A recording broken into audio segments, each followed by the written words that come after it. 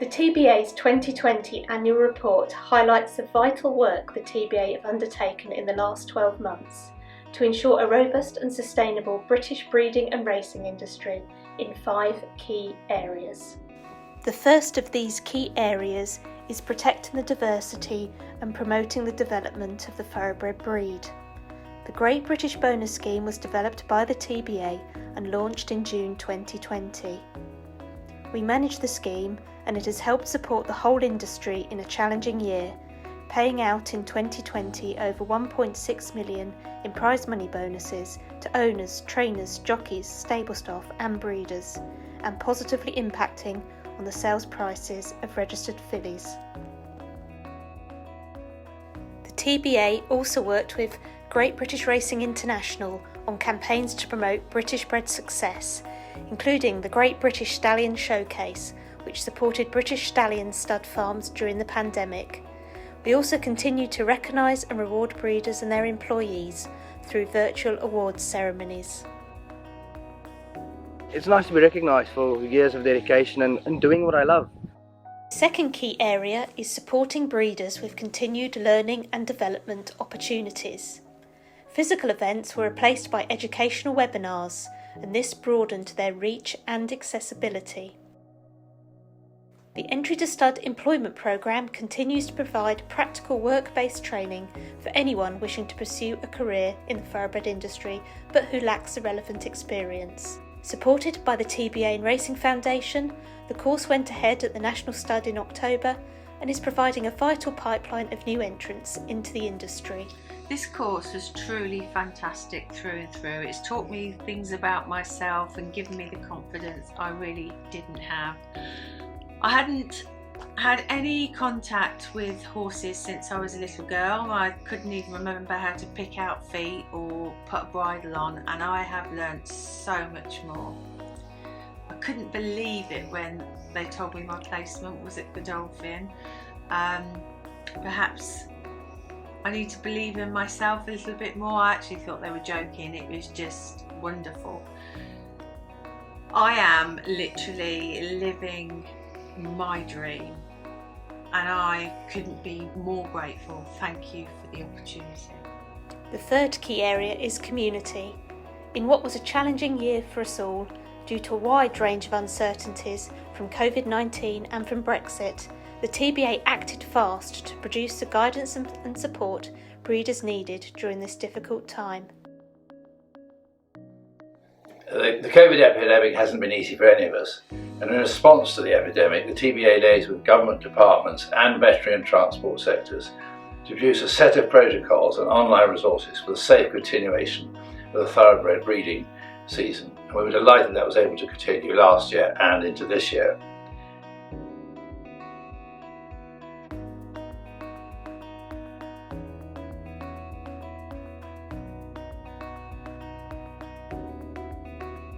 Shaping national and international policy for the thoroughbred industry is the fourth key area of TBA activity. The environment is becoming an ever more important topic, and the TBA has commissioned surveys to better understand the environment and the issues in which they affect breeders. We've commissioned 2 studies, case studies on studs, and we will learn an enormous amount from these. The pandemic has slightly pushed Brexit off the radar in the general public's minds, but for the TBA and breeders it has been a very real problem in moving horses between England, Ireland and France.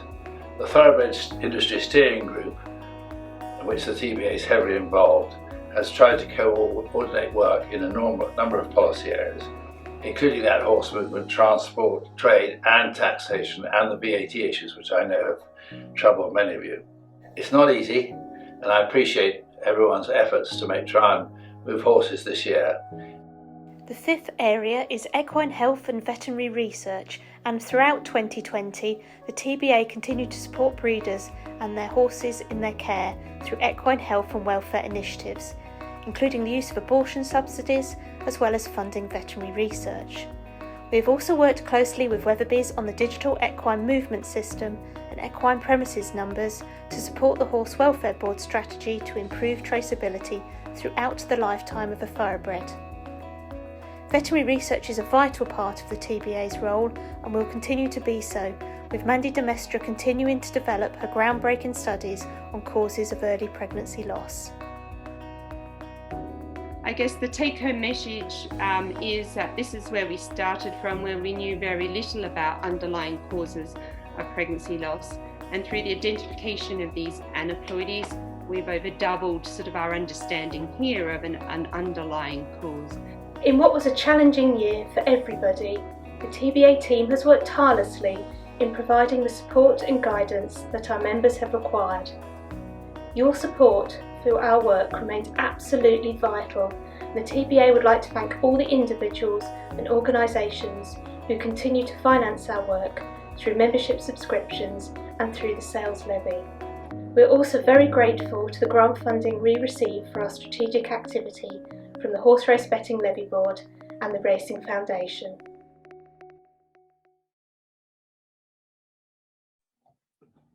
Okay, good morning everybody and welcome to the 104th Annual General Meeting of the Thoroughbred Breeders Association. The quorum required today is 25 and I confirm the meeting is quorate.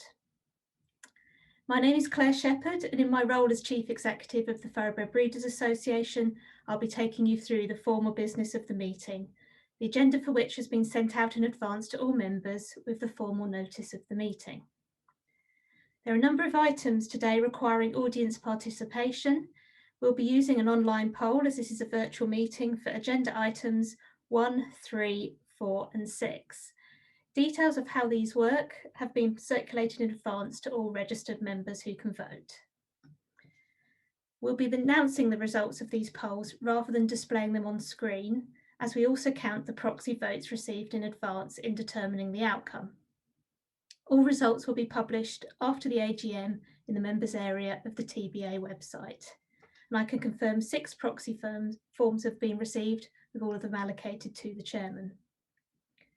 In addition to the formal agenda items, which the members are asked to approve at this meeting, the chairman will be delivering his annual address, and we'll have 4 short presentations following this, including a report on the initial findings from the environmental sustainability case studies on stud farms, updates on the work of the Education and Veterinary Committees, and on the success of the Great British Bonus Scheme. A question and answer session will follow the formal business of the meeting, and please post any questions using the Q&A tool at the bottom of your screen, and we'll endeavour to answer as many as we can in the time we have available. I'll now move on to the main business of the meeting. And firstly, apologies for absence. From the TBA board, Tom Blaine has sent their apologies. We also have a list of those members who provided theirs, which is available on request from the TBA office. So I now move on to item 1, which is to approve the minutes of the last annual general meeting held on the 22nd of November 2020. So the first item requiring approval by the use of the polling tool at the bottom of the Zoom screen is the minutes of the meeting. Copies of the minutes have been available on the TBA website in the members area and upon request from the TBA head office. In order to approve the minutes, please use the tool on your screen. If you approve, please select yes. If you do not approve, please select no.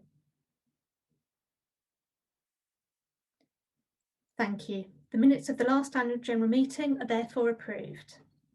So we now move on to item 2, which is to consider any matters arising from those minutes.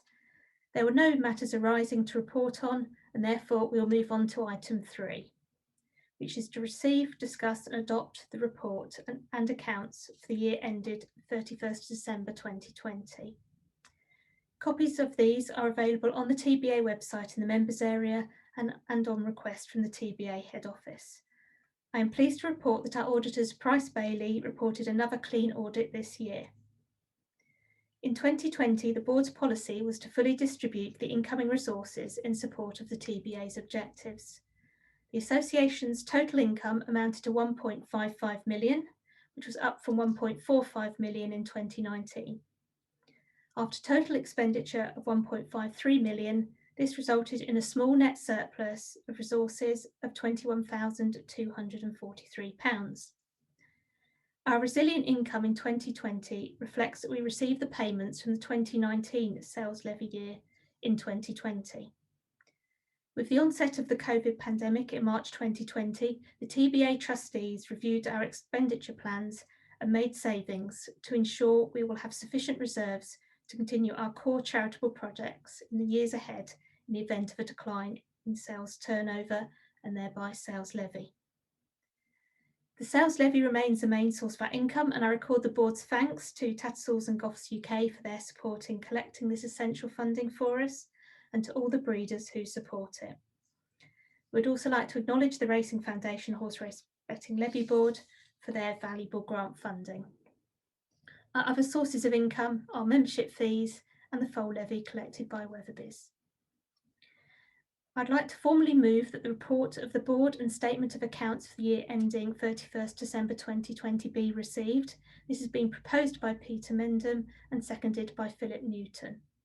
So in order to approve the report, please can you use the polling tool on your screen. If you approve, please select yes. If you do not approve, please select no. Thank you very much, and I confirm this is carried.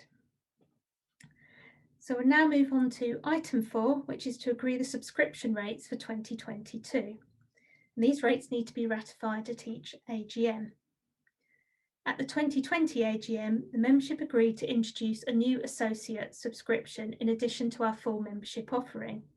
This was introduced in January 2021 to appeal to those new to breeding, students and enthusiasts. With the introduction of the Great British Bonus Scheme, we have seen an increase in the total number of full members in the last 12 months. The trustees are proposing that the price of full TBA membership and associate subscription is unchanged for 2022 at £150 for recurring payments for full membership and £60 for associates. In order to ratify these changes, please use the polling tool on your screen.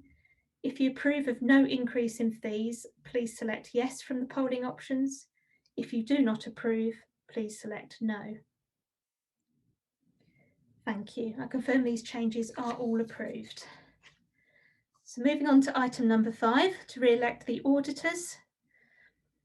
I propose that Price Bailey are reappointed as the association's auditors at a fee to be agreed with the board. This is proposed by Colin Bryce and seconded by Brian Mayo. This is carried. Thank you. I'll now hand over to our chairman to give his annual address. Good morning, everyone. I very much hope to be seeing you in person this time, but sadly we're still online, and hopefully we can meet again soon. Here from rather cooler Newmarket, I hope some of you are basking in the sun elsewhere.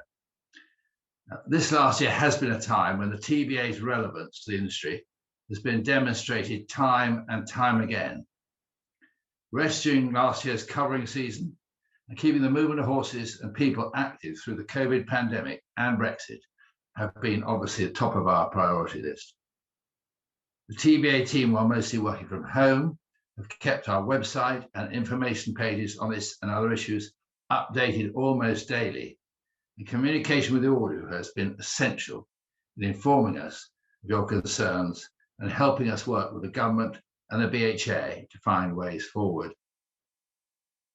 I would particularly like to thank the TBA team under Claire Shepherd for the hard work and flexibility they've shown over the past year. We've only usually had one person in the office and the rest have been at home. And so I'd like to thank them all for the hard work that they've put in. The TBA has continued to play its part in supporting racing behind closed doors and working on a recovery plan for racing. Let's all hope that we can now look forward to more normal times. Whether it's horse movements between countries and the legislation and BAT involved, dealing with the European Union through the task force and our European neighbours, all lobbying our government and politicians, we've done our best, as I say, to keep you informed. The problems were never going to be resolved overnight, but DEFRA for the government has been very supportive. And while I wouldn't want to downplay the difficulties, we have muddled through for this breeding season. I know it's not been easy for many people, but we have managed to get through. And considering the difficulties that looked on the horizon at the beginning of the year, that has been quite a success. Our long-term aim must be to, as nearly as possible, replicate the tripartite agreement we had between ourselves, France and Ireland. But our focus now is to remove as many as possible of the barriers to movement before the end of the year and the start of next year's breeding season. We'll do our best to remove the barriers. Obviously, still the long-term aim must be to find something similar to the tripartite agreement. In other areas, the TBA has been active in developing with WeatherBiz e-passports and new apps for traceability, some of which you'll see have gone out today, and commissioning environmental studies at 2 studs to help advise and prepare stud owners of the opportunities around carbon footprints and the new environmental land management systems. This is going to be quite a big piece of work for the whole industry, but the TBA is leading at the moment. You will have received notification of the sale of TBA's interest in the Thoroughbred Owner Breeder magazine, a decision the board didn't take lightly, but one we considered as in the best interest of the TBA and one that will allow us to concentrate on our online offering and the new TBA platform, which I urge all of you to visit. We believe that immediate, up-to-date information and advice will be far better delivered online. While breeding operations and studs have managed to function satisfactorily, it has been much harder for the sales houses, and credit must go to them for their innovation and online systems. Some of the advances made here will help bring a wider audience of customers and help us all move forward. We need strong sales to support the industry and help us plan ahead. It's very simple. Breeders need confidence that the returns at the sales or on the racecourse will give them a good chance of recovering the costs and making a return on their investment. This has sadly not been the case recently, and consequently, there has never been a full recovery of foal numbers since the 2008 financial crisis. And even now, there has been a decline since 2018, which I suspect will continue again this year when we see the figures. Recently, the TBA published a breeding report to update the racing industry on the risks of breeding declining further, and therefore a lack of horses to supply the appetite for more fixtures and more racing that the racecourses look to. The TBA has long recognised the issue, and the introduction of the Great British Bonus Scheme in June 2020, only just over a year ago, has attracted great attention and is already producing results. I would remind everyone that this is partly a self-help scheme with breeders and owners contributing to the costs rather than just going to the begging bowl asking for more money. We all contribute to make sure this works. It is just a start of our support for breeders. And our thanks do go to the horsemen for supporting the scheme and the levy board for helping to finance it. Philip Newton, my deputy, and the GBB team have done a remarkable job in making sure every British breeder is aware of the scheme. And recently in securing so many registrations from 2020 foal crop at the yearling stage, it really showed traction and people have now recognised this as a really good scheme. We're world leaders in breeding and racing, but without substantial and focused financial uplift and support, the industry will decline and leave us all the poorer. And that is obviously built around the traded word prize money, but we need more prize money and we need it in the right places. The industry, BHA and the government are much more aware and focused on the issue, and hopefully support will come and bring good results. The TBA board via Zoom have been very resourceful and supportive during the past 12 months, and I thank them all for their contribution. But in particular, I thank Peter Mendon, who has served on the board for over 10 years. His advice and sound common sense have been invaluable to me. The board and past chairman, and the board of past chairman. Peter has kindly agreed to remain on the steering group. the Brexit steering group. So Peter, thank you so much for everything you've done. The TBA and breeders, your guidance and experience will be greatly missed. Kirstin Rousing is stepping down from chairing the Veterinary Committee, and I'd also like to thank her for her wise counsel and commitment to this committee. She has served 2 terms of 6 times as chairman of the committee, and she tells me over 23 years on the committee as a whole. That's an amazing stint, and she's going to remain on the committee to give advice. James Crowhurst is taking over as a hard act to follow. We have many committees and subcommittees with board members and TBA members giving freely of their time. So I'd like to thank all of you who supported us over the past year. I'd also like to thank all of you who've paid the sales levy or donated to the TBA as a charity. All our income is used wisely, I hope, for the benefit of members. We are the British TBA, and so your Thoroughbred Breeders Association. Well, of course, we work with our colleagues in Ireland, France, and around the world. We must make sure that our industry at home is supported first. And I make no apologies for reminding you, the government and the whole of the British horse racing industry, that without breeders producing foals to be the racehorses of the future, there is no racing, no crowds, and no industry.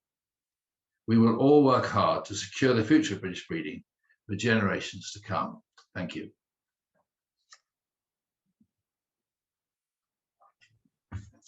Thank you, Chairman. And there will now follow a number of short presentations on key areas of TB activity in the last 12 months. Morning, everyone. I'm not sure if you can see me, but hopefully you can hear me. In September last year, I approached the TBA to raise awareness of the introduction of DEFRA's Environmental Land Management Scheme. As I'm sure you're all aware, it's replacing the existing basic payment and countryside stewardship initiatives. From 2024, farms will no longer be paid subsidies in relation to their size or output, but instead how sustainable and essentially how eco-friendly their practices are. With the TBA, we set up an environmental sustainability working group with the aim of preparing the industry for this transition. We sourced and instructed a company called ADAS, who would carry out the environmental impact study on a mid-sized new market stud and also on a West Country stud. We wanted to get a nice blend of a larger mid-sized stud in new market, but also a more commercial operation as well. So it was relevant for the whole industry. The aim was to assess how well we're already doing as an industry, but also to highlight areas for improvement. I don't need to remind everyone that pre-COVID, this subject was hitting the headlines on a daily basis. And as we can see from today's papers, it most certainly has not gone away. In the near future, all aspects of our day-to-day life will be scrutinized under an environmental microscope. And as an industry, we need to make sure that we're fully prepared for this. This is very much the start of the process. In essence, it's a litmus test to see how we're doing. The next steps are to use the data obtained to build a case study for the industry that can advise and educate stud farmers on all these issues. The aim, again, is to improve the environmental status, but also assisting them financially by hopefully tapping into these grants. And I believe that this educational phase will be rolled out in the early autumn. Huge thanks to the Racing Foundation. They generously funded these studies, the members of the working group for their time, and also to the TBA for giving resource and a voice to this extremely important subject. I would now like to introduce and hand over to Sarah Wynn, who is from ADAS. She helped build this project, and her team carried out the study. As you will hear, we are a low impact grassland farming sector, and there is an awful lot that we're doing right already. But there's more that can be done that will not only benefit the land and the countryside that we manage, but also give us access to this new subsidy system. Sarah, over to you. Thank you very much. Thank you very much, James. So yes, I'm Sarah Wynn. I lead the climate sustainability team in ADAS and have been leading this project with my colleague Ione Lee Smallwood. So if we can move on to the next slide. So what did we do? Well, we went and visited these 2 stud farms, one in Newmarket, one in the southwest. One, a very commercial stud farm, a lot of mare movements coming in to see a stallion, whereas the other one had mares on site with foals coming in, grazing for a period and then leaving. So quite different practices. And what we wanted to do was to see what was going well and where there were opportunities for improvement in terms of biodiversity, climate, water quality and soil health. So we visited on a single day in the spring, so really peak grass growing time, and did an assessment of these various different aspects. So if we then look at biodiversity first, have the next slide. So there are lots of great things on these stud farms that do promote biodiversity. They're well known for good hedgerows, nice, thick, dense, well-managed hedgerows, linking the majority of the pastures, providing great wildlife corridors. Both stud farms had areas of woodland, and there were also various other features on the farms that had great opportunity for promoting biodiversity. One of the farms, for example, had an Anderson shelter, which could be turned into a bat roost, for example. But as with everything, there are opportunities for improvement. And for example, one of the things that we've noticed with stud farms is many of them like to be very tidy. And the challenge with tidy is that it tends to be less good for biodiversity. So we maybe need to be rethinking what we mean by tidy and how we can do tidy in a way that looks both neat for the clients coming in, but also provides greater biodiversity benefit. So in the photo on the left here, you can see a lovely well-managed woodland here. It's got no understory, it's got no scrub in there, it's got no native flora on the ground, and therefore there's limited biodiversity benefit there. So are there opportunities to bring in additional low-growing species, hawthorn, etc., to provide a scrub layer and promote woodland wildflowers in the base so that the woodland is much more of a woodland rather than a stand of trees? There are also challenges around non-native species in some of them, quite a lot of sycamore present, which of course not really great for the horses either, with atypical myopathy and that sort of thing. So looking at ways to remove the sycamore and also replace it with native species will really help to enhance the biodiversity of these farms. Thank you. Can we move to the next slide and we'll talk about climate. So this is my real area of passion, is climate impact. And I found it really interesting doing stud farm. I normally do livestock farms, so it's very interesting looking at where the sources of emissions are. We're looking at 3 different things really. Sources of emissions, so what is being released as a result of the activities on the farm. Carbon removal, so what is actively being removed from the atmosphere and permanently locked up in vegetation. And then also the stores that are on the farm. So what carbon is stored within the soil and the vegetation that's present. It's really important to recognise that as grassland farms, you're sitting on huge stores of carbon because grassland stores a lot of carbon within it. It's just there, it's just a reserve, but what we don't want to do is to lose it. So we don't cultivate or poach the land in such a way that that carbon will be lost. We can look to try and increase that store through increased carbon removals, whether that be through changes in soil management, changes in grassland management, planting of trees in appropriate places such that they're sequestering.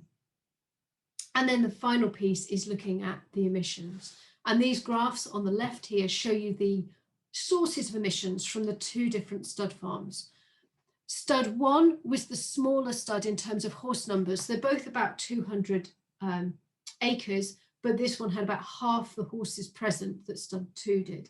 So you can see that in terms of the emissions from the horses, the green slice of the pie is smaller on stud 2 because we've got fewer animals present. However, that farm did have both cattle and sheep present for a prolonged period. It's got a flock of about 100 sheep who are there all year. So they are a significant source of emissions as well. But interestingly, I think the key source of emissions from both farms was the feed. And it's not really the bedding nor the hay or silage or haylage that's being fed. It's the bagged feed, the concentrate feed that is being fed to these horses.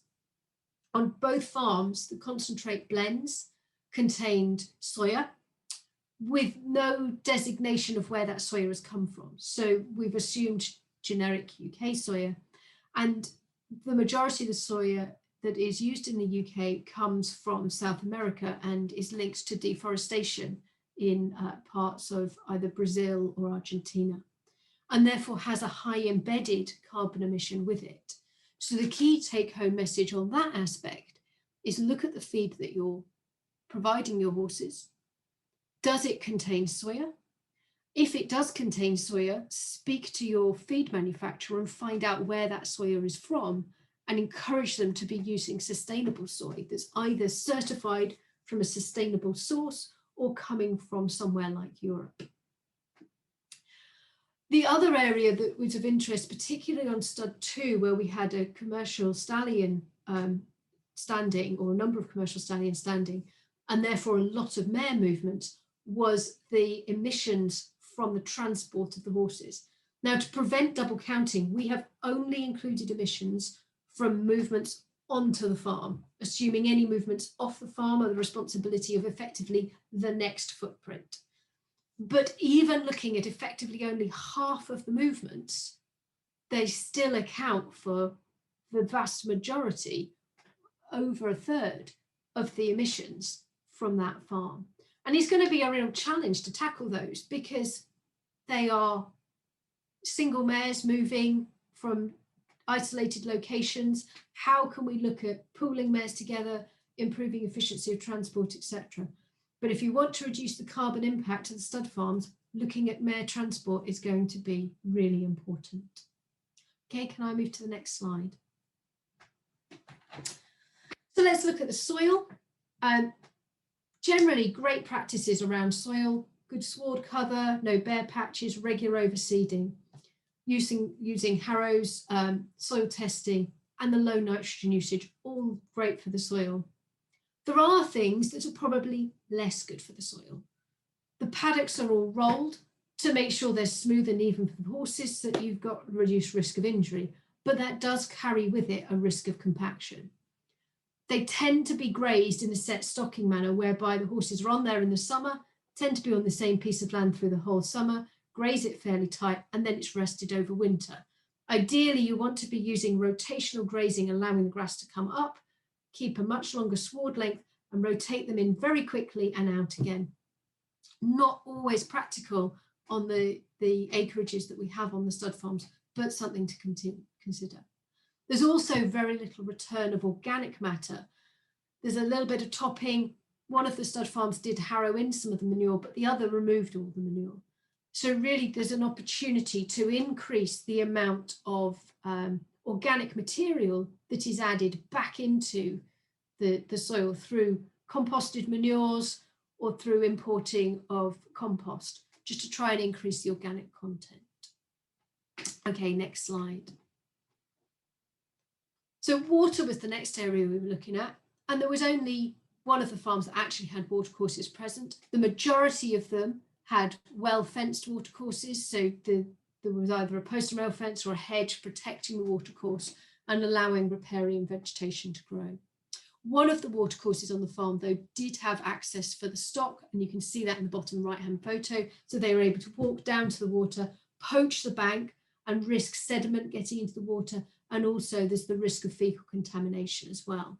So best practice is really to make sure those watercourses are fenced off, provide separate watering facilities for the horses, and ensure that there is no risk of contamination to the watercourse. So the next slide, please. Manure management kind of brings together all of these things. It's a source of emissions, it can be a risk to water, and it can be a risk or a benefit to soil. And generally the manure was managed fairly well. it tends to be removed on a regular basis. So the heaps are not hanging around for very long. They were fairly well contained. Both these photos were taken in the early part of the day before they'd been tidied at the end of the day. One of them was on a concrete base, which would prevent contamination of groundwater. The other one was on dirt, and ideally you wouldn't have a soil-based heap in the same place every year because there's a risk of contamination to the soil.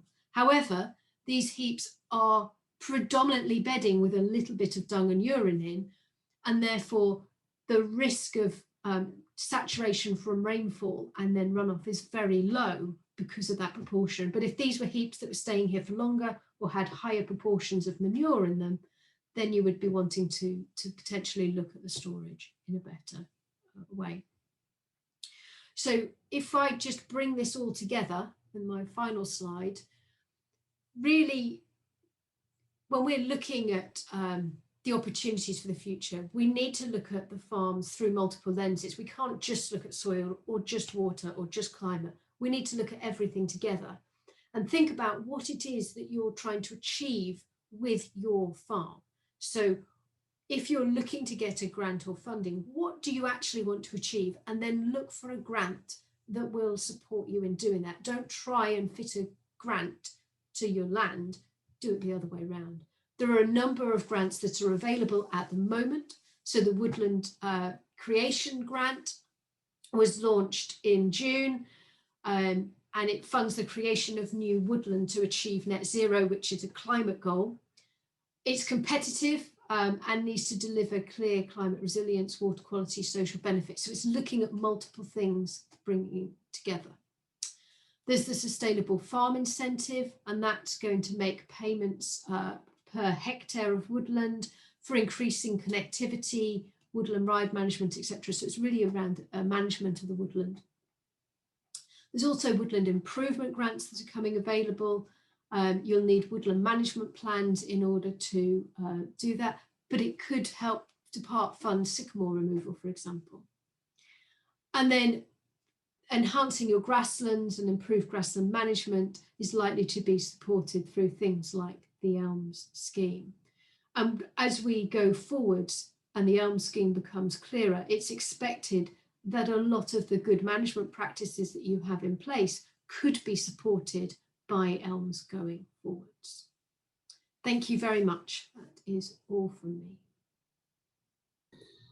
Good morning, ladies and gentlemen. My name is Sam Bullard, and I would like to give you an update on the activities of the Education and Employment Committee.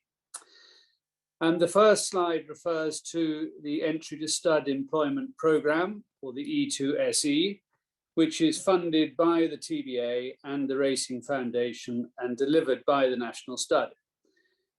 The programme aims to attract new entrants with little or no industry experience and to provide them with the skills and knowledge to enter the workplace. A diverse range of students have participated in the programme since it commenced in 2017, including school leavers, graduates, career changers from all walks of life, such as teachers, fitness instructors, nurses, accountants, and retail.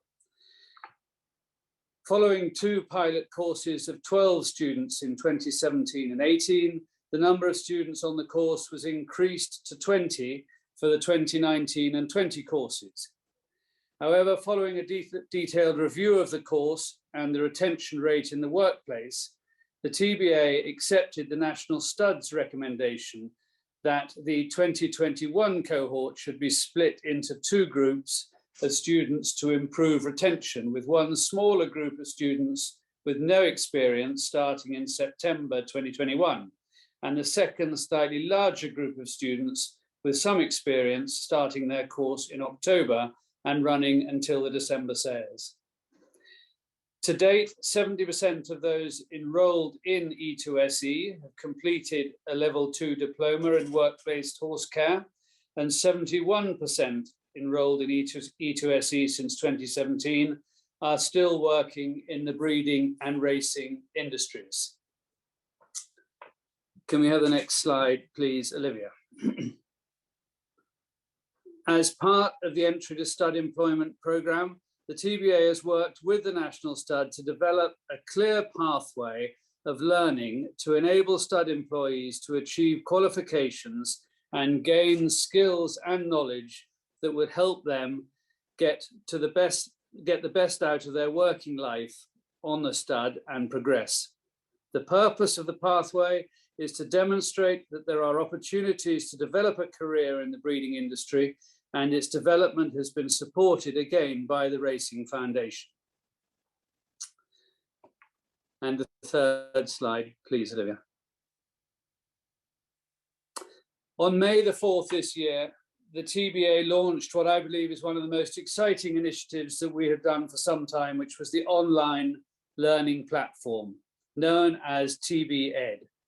This has taken just over 2 years to develop, from design and testing of the original concept to its release. As education is a key objective of the TBA, the board took the view that it was time to invest in a modern and accessible method of delivering knowledge and guidance to its members, who are widely distributed across the country and not always able to attend physical events. TB Ed is aimed at the membership with wider breeding industry and enthusiasts who are interested in thoroughbred breeding but know little about it. The platform contains interactive courses, recorded webinars and seminars, and information videos, and new content will be added during the next few months. In addition to investment by the TBA, the platform was built with funding from the Racing Foundation, and it's supported as well by Weatherby's. We are extremely grateful to both organisations for this generous support. Not only do they support this platform, they also support other areas of TB education activity. And I would implore anybody listening to this to go into the TB Ed, have a look at it, because it is a huge benefit to all of our members and further afield. Thank you very much. Good morning, ladies and gentlemen. I would like to reiterate our thanks to all those on the veterinary committee who put in so much time and effort and thought. I can reassure you that we've been exercised quite well in the last year, and I'm just going to rather gallop through some of the challenges that we're trying to deal with, and I'll try and answer any questions later. The first one is that the big issue of welfare that's occupying a lot of our time. Julian has mentioned that traceability between foals born and those going into training is a gap has been identified, us not really knowing what's happening to a certain percentage of these. And the way we're trying to deal with it is getting better traceability with EPNs, DEMS on the movement of horses, and the vaccination app, which will show where each horse is when it has a new vaccine, and just about to start the e-passports for this year's foals will also help with locating where the horse is at each point. So I think we should be able to dig down into this traceability gap and reassure welfare, the Horse Welfare Board and BHA that we've tightened up on this and find out exactly what's happening. Next slide, please, Olivia. The TBA Equine Welfare Group has also been working, revising draft guidelines that we drew up a few years ago, but didn't finalize. And we're going through these and modifying them to make a sort of best practice in conjunction with the TBA facility.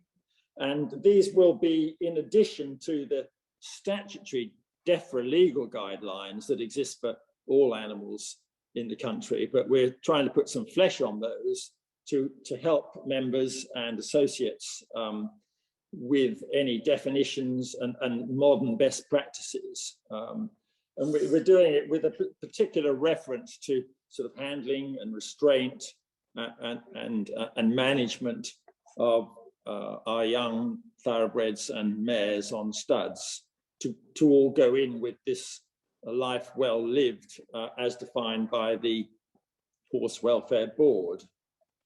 Thanks, Olivia.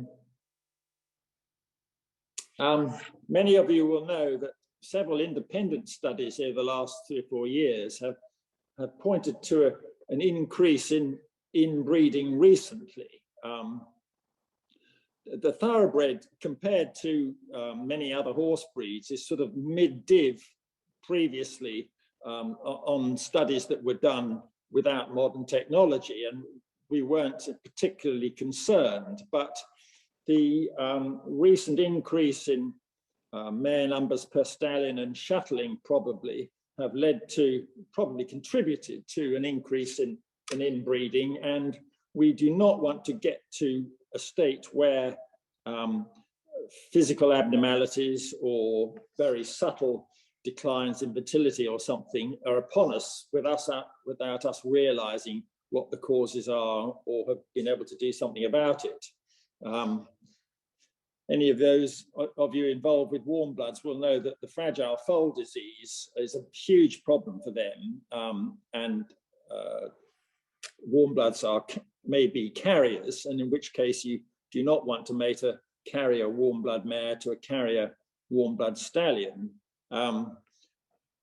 We now know that some of these carriers exist in thoroughbreds, and one foal case in a pure thoroughbred has been recorded. So this is sort of one of the things that we want to look out for, and that there may be others that we want to identify. So now that the tools are available to look at this, the TBA, in conjunction with Weatherby's, are scoping out a project to have a look at the UK herd and monitor it on a 3-yearly basis, so that we can perhaps anticipate any changes or disruptions that might be coming down the pipeline. Thanks, Olivia.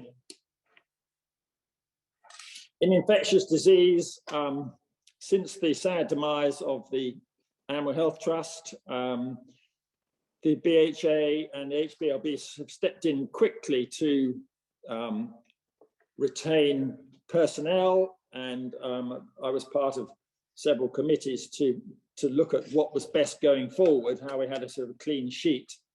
And although they haven't been actually confirmed, contracts have been drawn up for the laboratory services side to be done at Rossdale's for all those tests that aren't actually commercial and available on a commercial basis from labs around the country, and the infectious disease surveillance side to be hosted at Cambridge, hosting Richard Newton's group.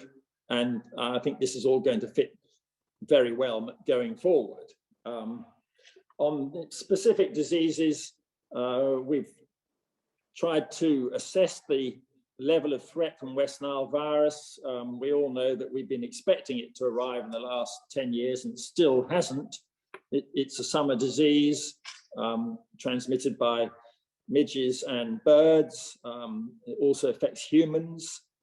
There are 2 vaccines available, but limited stocks for the UK at present, and both companies would need some time to ramp up further stocks.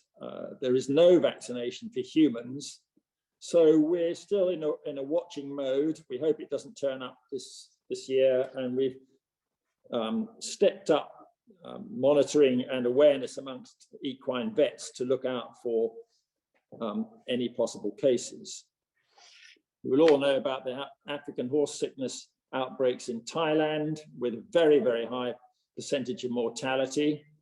This happened from imported zebras, and we've been recently made aware that the Australians are feeling threatened by travel of midges from Thailand one way or another, and it's very important we keep our guard up and not allow direct movement from South Africa to the country, as we have done for ages.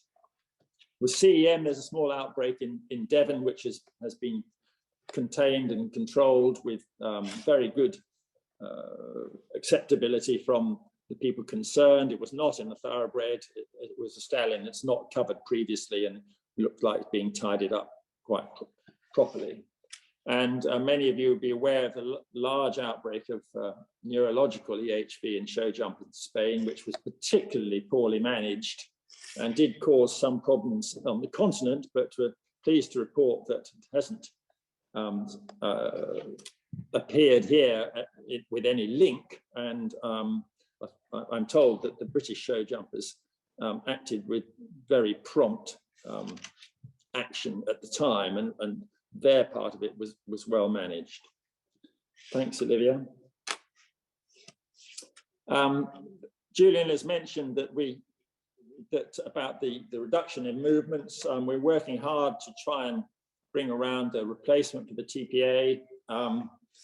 And many of you know that the new export rules, which were deferred to the 21st of August, are now causing us some headaches. There was a big meeting yesterday with DEFRA, but not many answers supplied, unfortunately. There's still concern over hold-ups at the border inspection posts.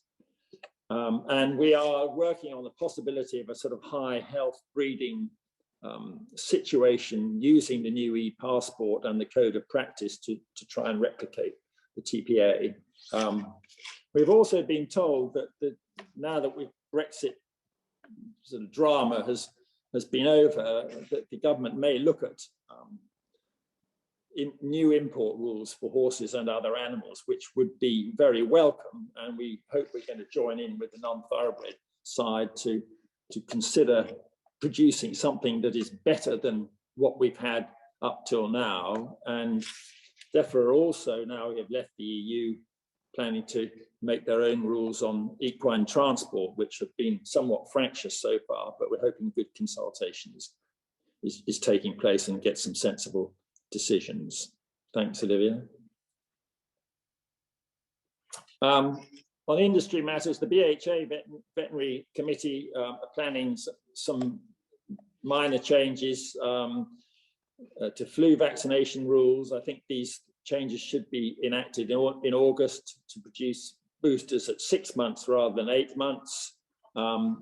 Finally, the bisphosphonate rules are to be harmonised with France and Ireland, and we are told that we are allowed to continue bone scintigraphy as these do use small amounts of bisphosphonates. And another thing they're going to do is ensure that all TBs are signed out of the food chain by first race entry, which does help the TBA members and not having to make that decision at a very early stage, but it is a condition of race entry, which we do support.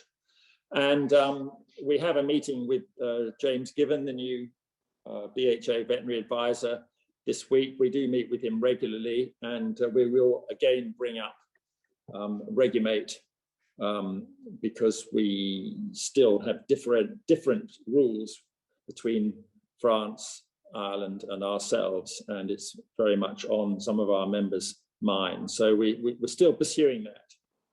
One last thing, a very recent thing, the EU have now considered banning antibiotic use in all animals. They say that they're too precious for use in animals and must be saved for humans.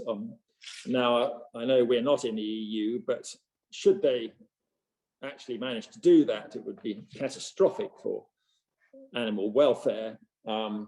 It could be that it gets reduced to perhaps banning 1 or 2 specific ones, which we perhaps could manage with, but it is a concern, and we're going to monitor this carefully, even if we aren't able to influence that. Thank you very much.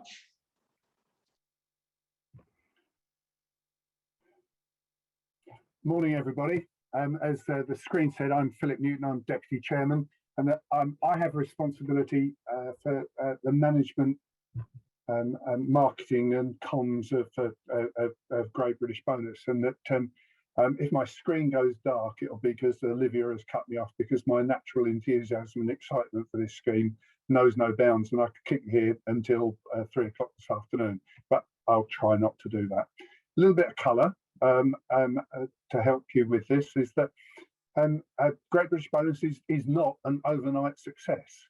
And 10 years ago, we sat down in a series of meetings with the BHA, and that we discussed some of the real problems that we felt needed to be addressed. Two of those key ones were the attraction of fillies and mares, both as racing product and sales products. And the same applied to the staying population, because it's absolutely vital that we have a diverse racing population, that Europe has an offer in terms of racing attraction that no one else can repeat in the world, and that we don't want to lose that.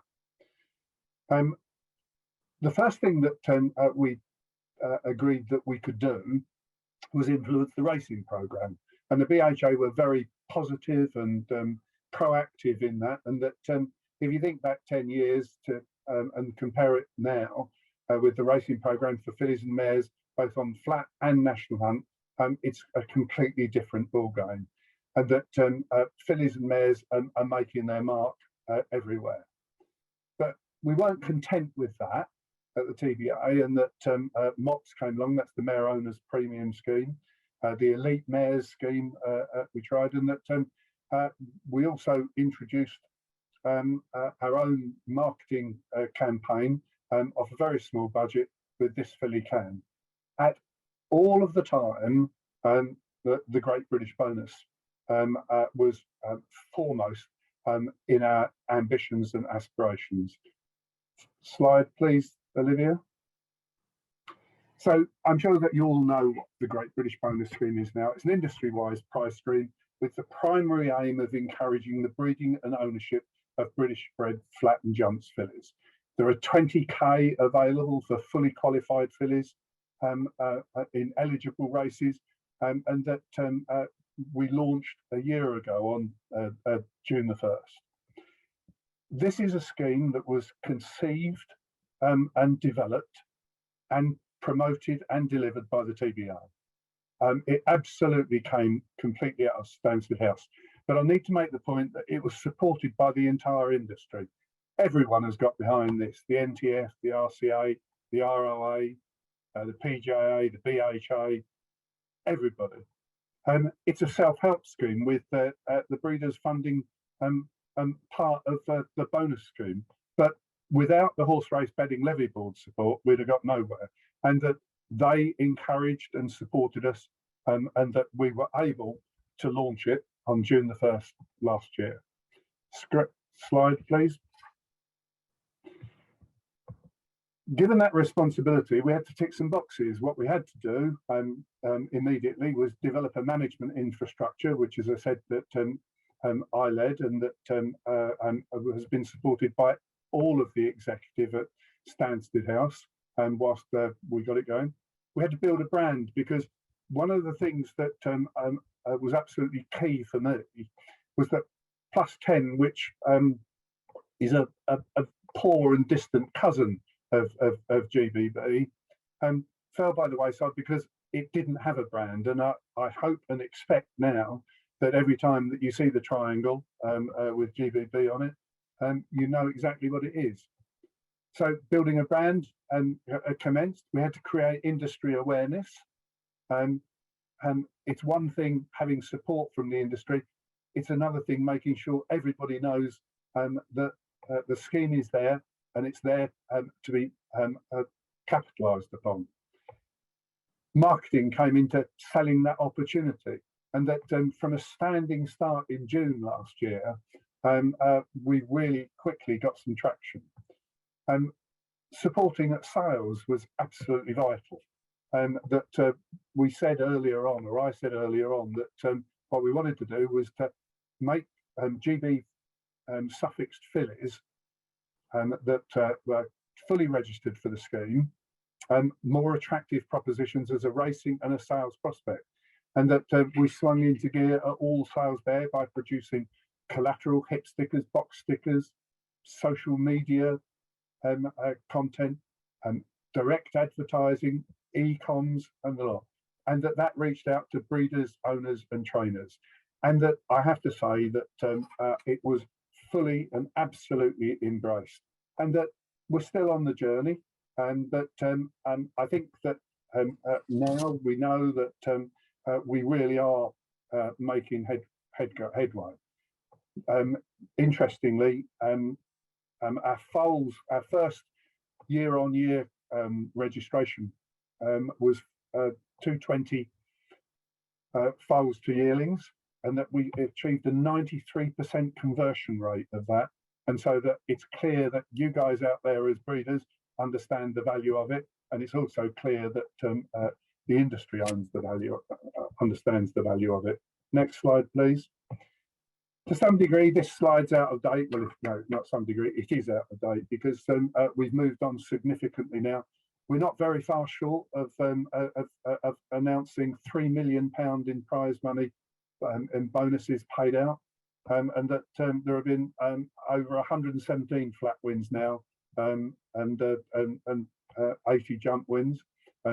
Obviously, we're in the flat season now, so that's why it's moved on. The great thing about it is that multiple bonuses are being won, and that they're being won by small owner breeders. One of the first horses that won a bonus went on to win 3 Blackberry for an electrician owner breeder up in Middlesbrough, and that we're delighted with how it's spreading through the industry, and that multiple bonuses can be won and are being won. It's very exciting to see it at the moment that the prize money split is about 57% flat and 43% jumps, and that will change as more flat races come on, and it's broadly in terms of how the contribution comes as far as the levy is concerned, in terms of the revenue that's generated. Next slide, please. So, as I said, my enthusiasm and excitement about this scheme knows no bounds, and so that you could accuse me of saying he would say that, wouldn't he? And so I've got just a sample of a small few quotes up here in front of you, that show that other people share my view. It's absolutely a game changer, GBB. It's making a difference to owners, to breeders, to the attraction of fillies everywhere. Move on. Thank you. So as I said, that what we've done is that we've changed behaviour. We've made fillies more attractive at the sales and as a racing prospect. And people specifically seek out GBB registered fillies, and that from a standing start last year, we got traction. But I think that at this year's sales, it's going to be even more of an excitement if you've got a GBB filly. So it's making a difference in the paddocks, in the sales ring, in the training yards, and on the racecourse. It's a great industry investment, and it shows what we can do if we all work together.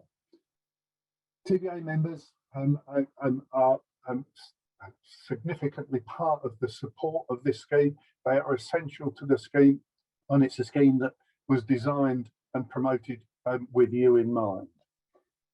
The new second registration period for foals comes available and opens on July the 15th. And can I tell you all that all TBA members, for foals that they own at least 50% of, will receive a £200 discount on each registration, and that they must be full members of the TBA at the time of registration. I mean, we talked about membership fees of 150 quid. Well, you're getting your 200 quid back straight away if you register a single foal. Register 2 and it doubles. As I said, this is a great industry scheme. I am particularly appreciative of everybody that has made this happen. It's my pleasant duty to be the cheerleader for it, and that I don't intend to get off my soapbox anytime soon. Thank you very much. Okay, thank you very much, Philip, and also to James and Sarah, Sam and James for those updates on TBA activity. We're now moving on to the opportunity to ask any questions of the TBA trustees and obviously any of our speakers from today's AGM. We have received a number of questions in advance, which we'll look to cover. And then please, if you wish to post any further questions, please use the Q&A tool at the bottom of your screen, and we'll, as I said, endeavour to get through as many of those as we can. I'll start with a question for our chairman. Does the TBA agree that the prize money is the number one issue for the BHA to address? If so, can we please be advised by what means the TBA can influence the BHA to make progress? Thank you, Claire. Yes, prize money is at the root of all our problems. We know that prize money changes attitudes. We are working hard in the whole of the industry, I think, to refocus prize money and to try and make our races internationally competitive. Unfortunately, we have to work with the cash figures we actually have. And so there is a team and a group in the BHA looking at options on levy reform. Obviously, that is something that has to get government approval, but if we could change that, that would help greatly. Otherwise, I feel there is not an enormous amount of extra money coming our way. I wish there was, but I think we have to refocus and reuse the money we have, certainly from the levy and hopefully from the media rights for racecourses, to make sure that our international racing is competitive. Thank you, Chairman. The next question I'm going to direct to James Crowhurst as our veterinary advisor, and this is: could you please tell the meeting which countries have so far signed full documents with regards to vets' visits to trainers and studs to check horses for drugs with no warning? Also, could you make certain they have all signed the official document and not one written by others? James, update. Thank you.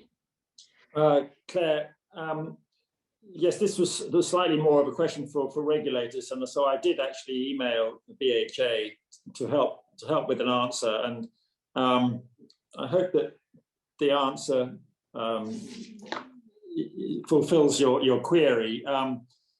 Currently, the countries that are exactly like us, France, Ireland, Germany, Sweden, and Hong Kong, are accepted that they have exactly the same protocols. And if you have a runner here from any other country, it has to be here for 10 business days before the race, and can be sampled blood, hair, and urine in that time without making an appointment.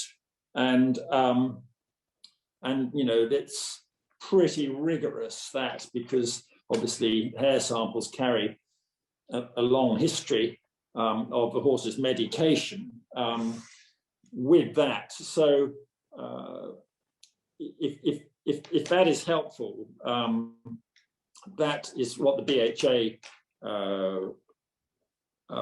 have replied on that, and you can certainly look up the BHA Rules of Racing whereabouts code on their website, and I hope that that will answer the question, and if not, I should recommend you apply to them. Yeah, thank you, James. And the other points around that in terms of signing, we've passed that on to the BHA as well, that were made as part of that same question. As a follow-up point in relation to the same member, I'm going to direct this question to Ted Vout, who's been the TBA representative on the Bloodstock Industry Forum, but was asking for an update on the progress of that forum. Well, I'm pleased to say that a code of conduct has been agreed by all the parties of BIF, and it addresses directly every point that the corruption report done by the BHA highlighted. It's a living document, and it will be introduced, it will be launched any day now, and it will be introduced for the Doncaster yearling sales onwards, and it will need agreements on purchase and vendors to sign up to the code of conduct. So it will also have accreditation for participants going forward. So I'm pleased that it is got the agreement of the BHA as well, and a joint statement with the BIF group and the BHA will be forthcoming in the next few days. Thank you very much, Ted. The next question I'm going to ask Philip Newton to answer as one of the TBA previous board members on Owner Breeder magazine. So whilst internal comms within the TBA is excellent and improving, how do the board propose to spread the message of the TBA and of the breeding industry to the wider industry and public, having divested their interests in Owner Breeder, with the resultant loss of control over narrative content, editorial policy, etc.? Thank you. We thought long and hard about our position as far as the TOB was concerned, and that with the pressure on print, the pressure on advertising revenue, and that the increasing costs to the TBA, we felt that the money could be better used elsewhere. We have secured a 12-month supply agreement with the magazine, so for the next 12 months, nothing changes. During that period, we intend to consider further the opportunities that present us digitally, and that we expect to be able to make announcements later on this year with plans for a further communication tool for all of our membership. We understand the importance of communication, but what we've got to do is move with the times, and that this was an opportunity for us to reduce our liabilities as far as the TOB was concerned, and embrace a new digital future. Okay, thank you, Philip.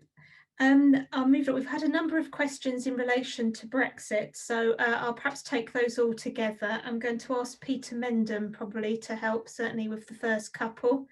So the first question is, with regard to moving mares between UK, Ireland and France, are you expecting any changes in the requirement to lodge VAT security before the next covering season? We certainly hope there will be changes. We've currently in discussions with HMRC about some way in which that requirement could be eased or even set aside. And we know that our colleagues in Ireland are doing exactly the same with HRI. We haven't achieved what we want as yet, but I would be reasonably optimistic that we will be able to within the movements to and from the UK and Ireland. I would be less optimistic with movements into France.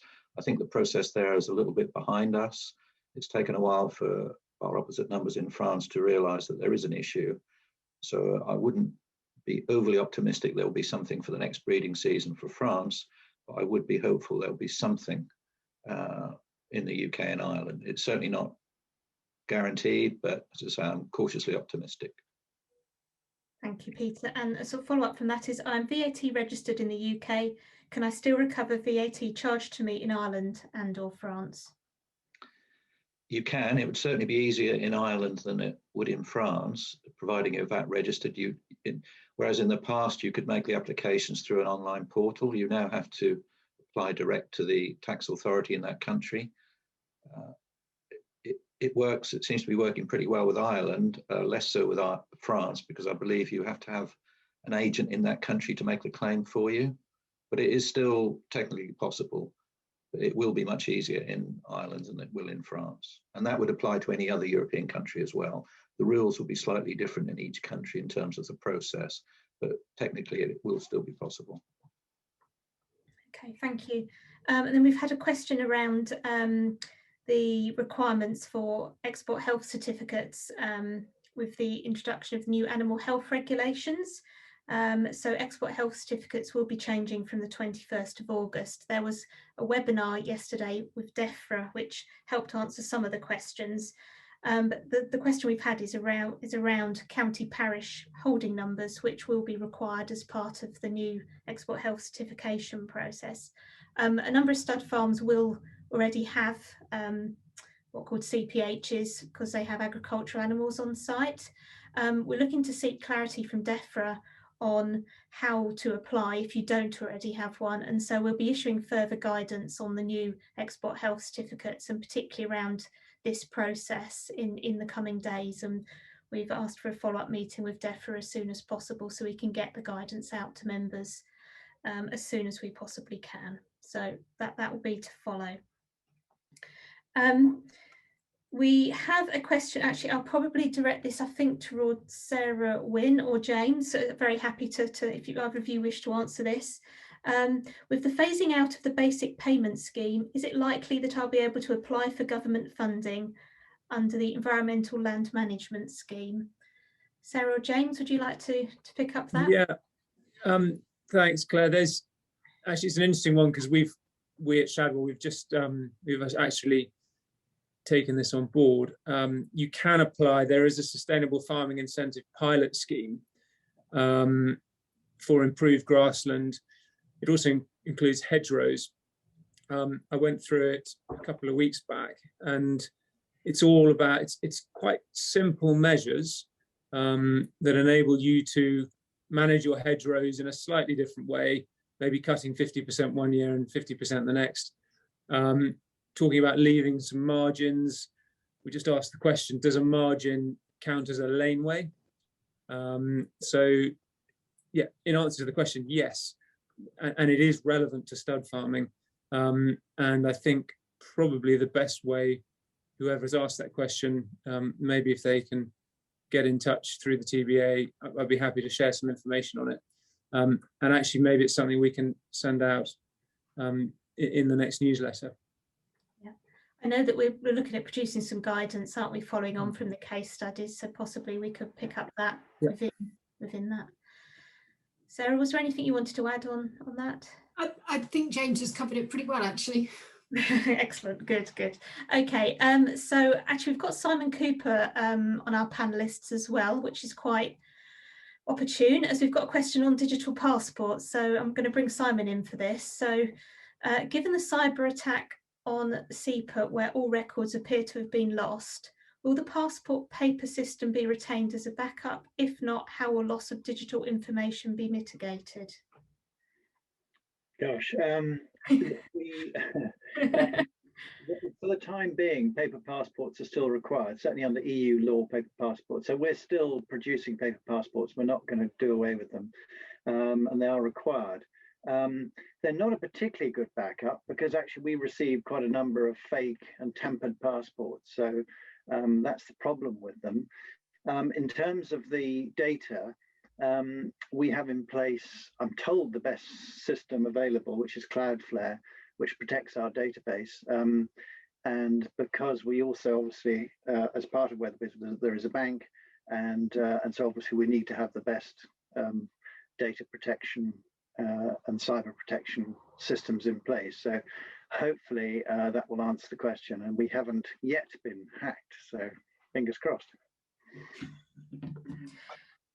Okay, I think that's all the questions that we've had for now. What I'll do now is, well, thank you all very much for attending today, and I'll hand over to Julian Richmond-Watson to close the meeting. Thank you all for attending. I say I wish we could have seen you all in person, and it'll feel much better when we can actually talk to you and understand your issues rather than having them sent in as questions. I'd like to thank Olivia for running the show, and Claire and her team who really have worked incredibly hard under difficult circumstances over the last 12, 18 months. So thank you all for attending. I hope that the sun is going to shine and you can all make your hay, and we will see you hopefully at one of our evenings coming up, as we've got the National Hunt awards evening on the Wednesday the 4th of August, or the flat one on Thursday the 2nd September.